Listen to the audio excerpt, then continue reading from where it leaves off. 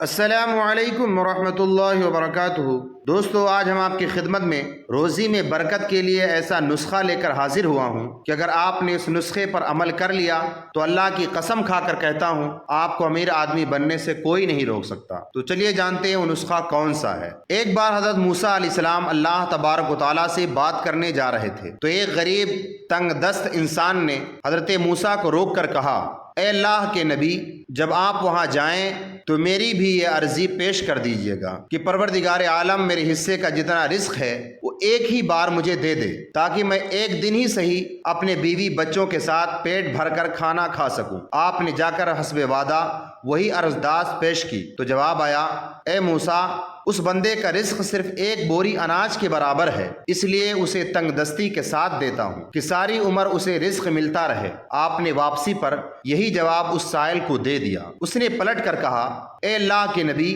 آپ کا جب دوبارہ جانا ہو تو اللہ کے سامنے دستے بستہ عرض فرمائیے گا کہ مجھے وہ ایک بوری رزق ایک ہی دفعہ عنایت کر دے تاکہ میں پیٹ بھر کر کھا سکوں۔ آپ نے ایسا ہی کیا، اور اگلی بار جب اللہ تبارک و تعالیٰ کی جانب سے اس کا سارا رزق ایک ہی بار مل گیا، پھر آپ کچھ عرصے کے بعد وہاں سے گزرے تو دیکھا وہ شخص بہت اچھے حال میں تھا اور اس کے گھر کے آگے دیگیں چڑھی ہوئی تھی، لوگوں کو کھانا کھلا رہا تھا۔ حضرت موسیٰ علیہ السلام حیران ہوئے اور اللہ تبارک و تعالیٰ کی بارگاہ میں عرض کیا، اے پاک پروردگار عالم، تو نے کہا تھا کہ اس کا رزق صرف ایک بوری اناج ہے، مگر میں نے دیکھا ہے کہ وہ خوشحال ہے اور خود کھاتا ہے، اپنی بیوی بچوں کو بھی کھلاتا ہے اور لوگوں کو بھی کھانا کھلاتا ہے، اور ابھی تک اس کا رزق ختم نہیں ہوا۔ معاملہ کیا ہے؟ اللہ تعالیٰ نے فرمایا، اے موسیٰ، تم سچ کہتے ہو، مگر وہ شخص بہت عقل مند نکلا، اس نے دیے گئے رزق سے خود بھی کھایا اور گھر والوں کو بھی پیٹ بھر کر کھلایا،